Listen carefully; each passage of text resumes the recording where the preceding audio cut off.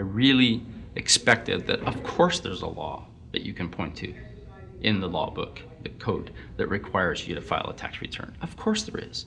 Maybe I don't know what it is right then as he was speaking to me, but sure. So naively, I agreed to go off and research it and get back to him. 3.5 months later, I was at that point where I couldn't find the statute that clearly made a person liable, at least not me and most people I know, and I had no choice in my mind except to resign. I had to leave the IRS because I presented evidence that I had accumulated indicating that the agency was violating the law and violating people's rights.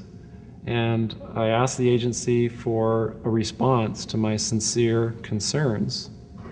And the answer I got was that they would not respond to my concerns and that they would provide me with the paperwork necessary to tender my resignation. But We the People Foundation for Constitutional Education put a full-page ad in the USA Today on July 7th, 2000.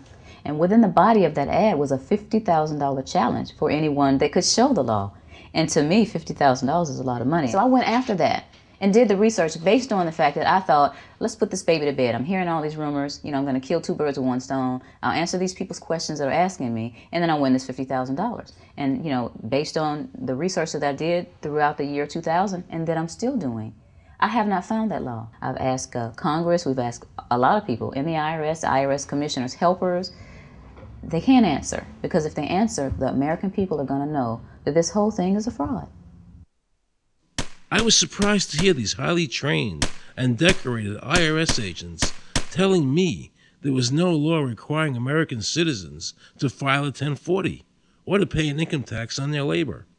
I haven't filed an federal income tax return since I left. I have not filed a tax return since 1999. Approximately 67 million people don't file an income tax return. I made a decision to go to Washington so I could attend the We the People Foundation press conference.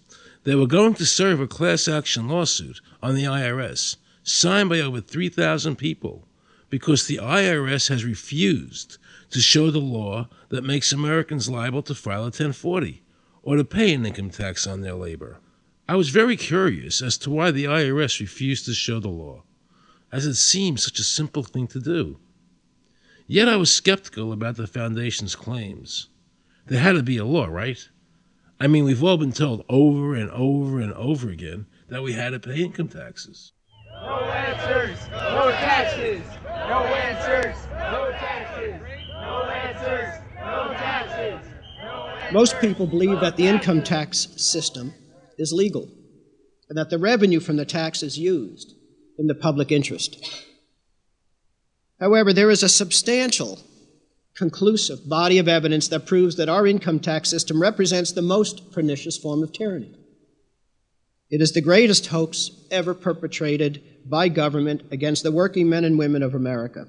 American citizens, along with the Foundation, have been asking the IRS to specifically provide them with the underlying legal foundation upon which they administer and enforce the personal income tax laws in our country. At the national level, when people would attempt to contact somebody of a much higher authority, say the commissioner, same kind of thing. They would get answers that were in effect non-answers.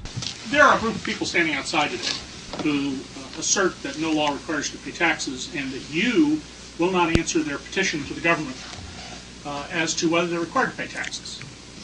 Are they required to pay taxes? I've been paying my taxes ever since I had my first job, and I think it's a fundamental construct of our nation that Joe Bannister and I had a meeting in the White House with President Clinton's economic advisor, Jason Furman. He accepted the remonstrance for the president. On June 2nd, I called and spoke with him. His words were, "We have decided that the issue of the legality of the income tax is not a high priority matter for the White House.